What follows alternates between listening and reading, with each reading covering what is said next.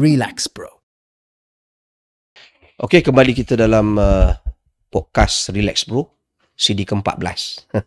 Dan jangan lupa terus follow, like, share semua platform kami di social media, di YouTube, Facebook, Instagram, TikTok dan juga Spotify untuk kelestarian kami insyaAllah. Mudah-mudahan.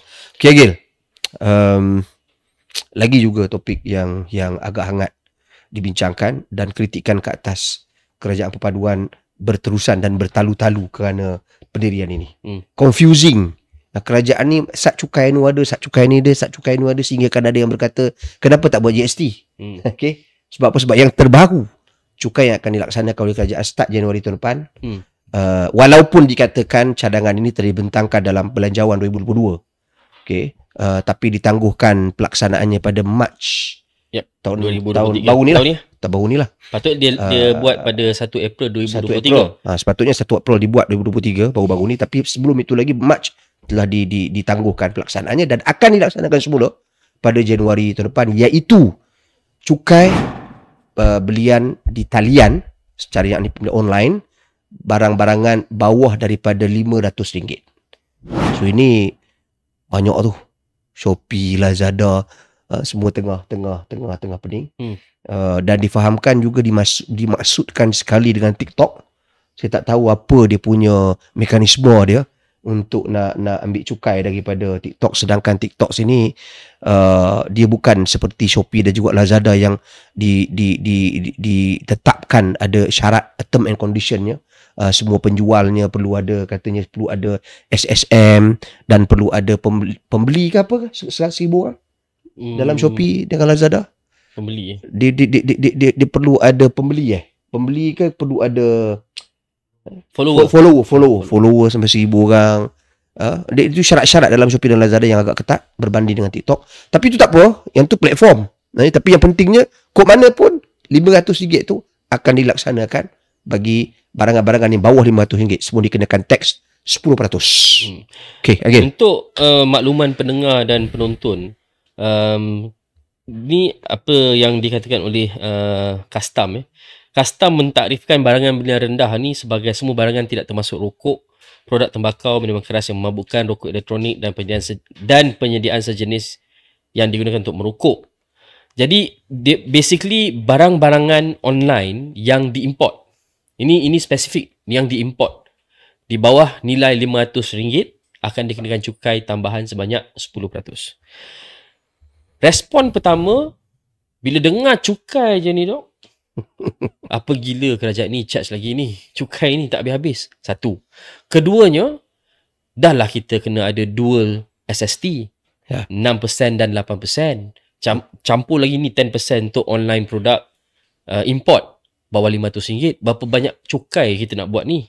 Itu nombor 3. Nombor 4, macam mana nak buat ni? Nak operationalize cukai yang pelbagai ni, macam mana nak buat?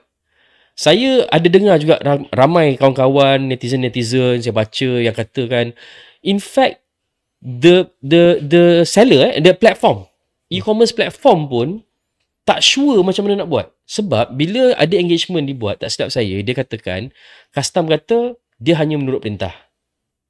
Menurut perintah siapa? Menurut perintah Kementerian Kewangan. Bila tanya Kementerian Kewangan kata Perdana Menteri nak. Ini semua yang berlega. Ini yang berlega dekat bawah ni. Dibualkan di bawah, dikaitkan dengan keputusan daripada Custom. Custom kata Kementerian Kewangan kata PMX. Ya, sebab dia Menteri Kewangan. Sebab dia beliau Menteri Kewangan. Dan yang terbaru yang akan dipertanggungjawabkan juga Datuk Seri Amir Hamzah lah. Dia kena jawab lah sebagai MK2.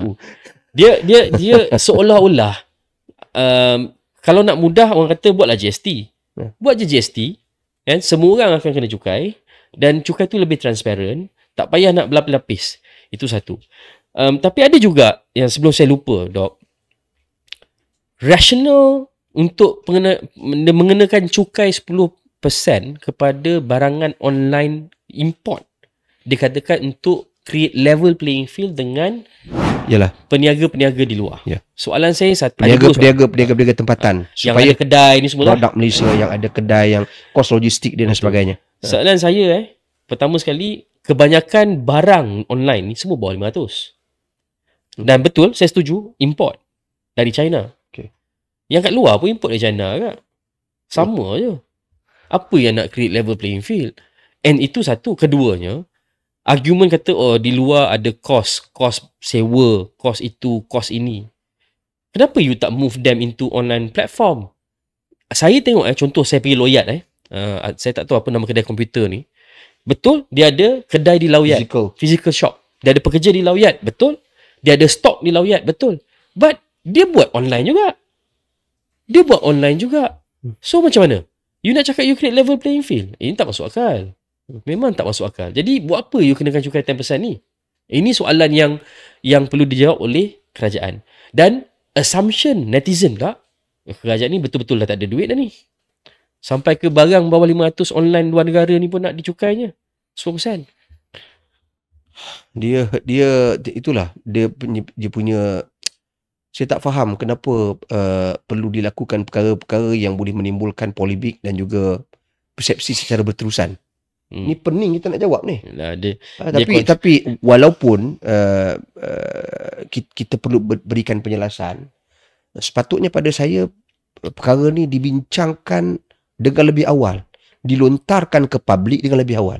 Tiba-tiba dia dilontarkan pada bulan Disember. Betul. Okey, walaupun hakikatnya kata ditangguhkan sebelum ni dah ada dan sebagainya, tapi orang tak nampak sangat ni orang baru sedar ni. Seolah-olah orang baru sedar, seolah-olah. So jadi dia memberikan satu pandangan yang negatif kepada kerajaan. Okay, seolah-olah satu, orang bertanya kenapa kerajaan tak buat GST tu. Satu. Yang keduanya, kenapa kerajaan macam terdesak saja nak laksanakan ni. Dalam tempoh ketiga, mekanismenya macam mana, metod pelaksanaannya, operasionalnya macam mana. Okay, yang keempat. Lepas tu yang kelima, orang kata habislah peniaga-peniaga kecil ni, macam isu yang you bangkitkan tadi. Peniaga-peniaga kecil ni di luar sana, walaupun hakikatnya seperti yang Agi sebutkan tadi, sepatutnya kita dah bercakap pasal IR 4.0, digital economy. Saya fikir mana benda ni semua? Ada kementerian digital lah sekarang. Kementerian digital dah ada sekarang. Sepatutnya kita boleh memikirkan macam mana kalau trading punya bisnes ni dialihkan daripada fizikal kepada digital ataupun online secara talian. Itu platform yang saya rasa perlu bukan difikirkan sekarang, sebenarnya dah selesai lama lah. Dia akhirnya saya rasa kita masih lagi ada kelemahan dalam memperkenalkan policy doc. Yang ni satu engagement. Saya nak kena clear kami berdua ni bukan pakar teks. Apa yang kami bincang hari ni saya yakin ramai rakyat di luar bincang benda yang sama sebab mereka pun bukan pakar teks. Tapi bila dengar banyak sangat teks ni, soalan yang paling senang dia akan tanya, kenapa tak buat GST? Walaupun ada negara-negara yang buat cukai ni di atas GST. Negara-negara yang dah ada GST, dia charge juga cukai 10% ni untuk low value goods. Apa alasan dia kita tak tahu.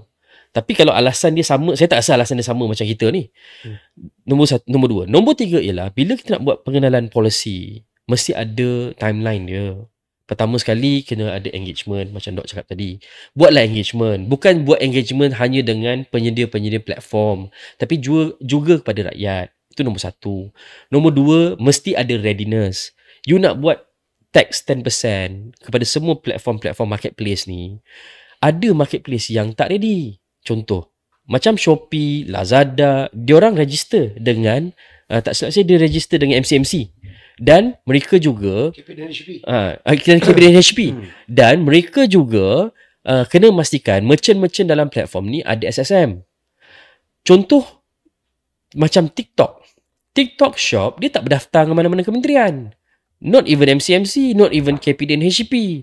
Nombor satu. Nombor dua, penjual-penjual di TikTok perlu hanya melepasi requirement, contohnya 1,000 followers. Tadi 1,000 followers. 1,000 followers di TikTok, terus automatic you dah boleh buat live, you boleh jual barang. Berbeza dengan Shopee dengan Lazada. Berbeza dengan Shopee dengan Lazada. Jadi mereka ni tidak ada binding dengan kerajaan. So macam mana you nak tax dia orang? Apa mekaniknya? Ini antara benda-benda yang belum selesai. Tapi dalam beberapa hari lagi kita sampai ni 1 ni 2024. Are we ready? Jangan nanti besok you tax dekat Shopee, you tax dekat Lazada, you tak boleh tax. You tak boleh tax dekat TikTok. Pasal apa? Dan last sekali jadi macam Indonesia, block dulu TikTok. Pening lah semua orang. Sementara waktu lah. Indonesia sementara waktu. Okay. Jadi pening lah. Nanti jadi isu lain pula. Kerajaan zalim. tutup periuk nasi kami, ban TikTok Shop. Benda-benda macam ni kena selesai dok bagi saya. Dan ini adalah orang panggil recurring aktiviti oleh kerajaan yang sentiasa buat polisi tak ready. Lepas tu nanti dia backtrack lah. Perangai kita ni kita suka backtrack. Ini satu benda saya rasa kita dah tak patut ulang dah. Banyak kali dah benda ni. Dah banyak kali dah. Patutnya ambil ini sebagai satu lesson dia. Okey, kita selesai untuk isu ini dan saya harap kerajaan dapat buat penilaian yang bijaksana. Saya yakin kerajaan akan meneliti semua komen-komen dan pandangan-pandangan sama ada netizen, rakyat-rakyat dan juga profesional serta pengamal-pengamal dan juga industri sendiri ya. Kita harap seperti itulah. Teliti betul-betul. Tangguh saya tak rasa malu kalau kita nak tangguh pun. Tak apa. Tak ada masalah. Kalau kita tak support. ready, kami akan support. Kalau tak ready tangguhlah. Kalau tak ready tangguhlah dulu. Dan kita plan lah betul-betul kan. Plan betul-betul. Okey. Kita tangguh dulu untuk ke next issue.